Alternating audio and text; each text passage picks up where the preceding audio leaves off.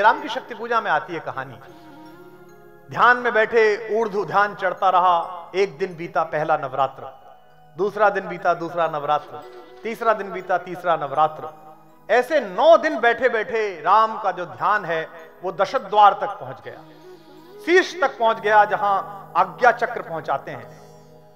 और जब आखिरी नीलकमल रह गया देवी के चरणों में चढ़ाने में, तो शक्ति ने सोचा, श्री ने सोचा कि राम का अपने लक्ष्य के प्रति कितना ध्यान है, इसकी परीक्षा ले लेती हूं।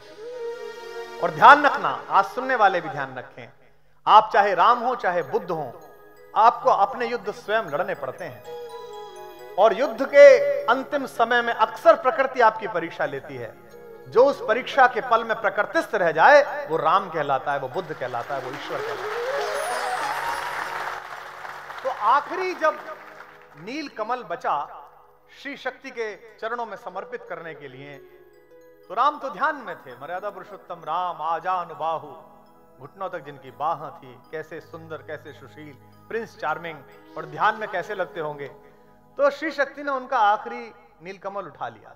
अब उन्होंने थाल में हाथ फिराया तो कमल नहीं हाथ में। अब वो ध्यान से नीचे उतरे। सोचिए 9 दिन का ध्यान ऊर्ध्व पर चढ़ा और उससे नीचे उतरना पड़ा।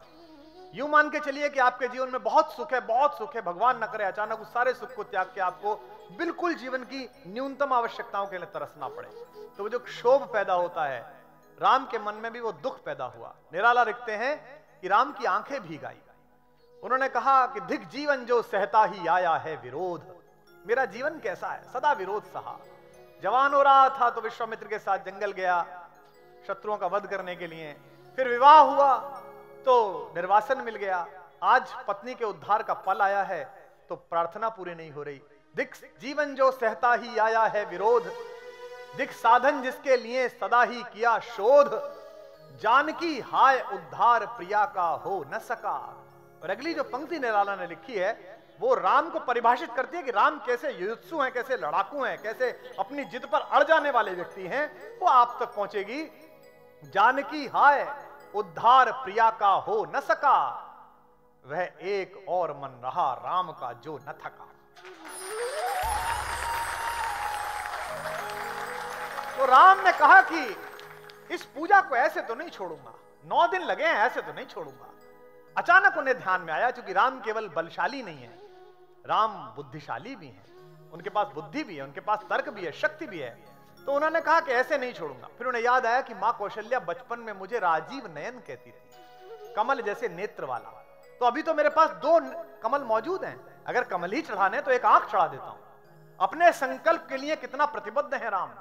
उन्होंने अपने तुणीर से अपना बाण निकाला तरकश से, और उसकी जलती हुई फलक दकदक करती हुई अपनी आंख की तरफ की कि एक पुतली चढ़ा देता हूं।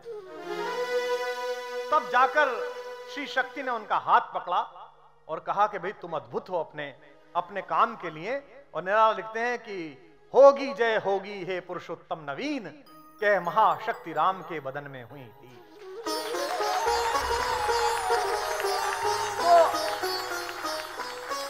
इस नवरात्रि पर्व में राम ने 9 दिन की साधना की और 10वें दिन अपने अमोघ रामबाण से रावण को मुक्ति पथ की ओर रवाना किया।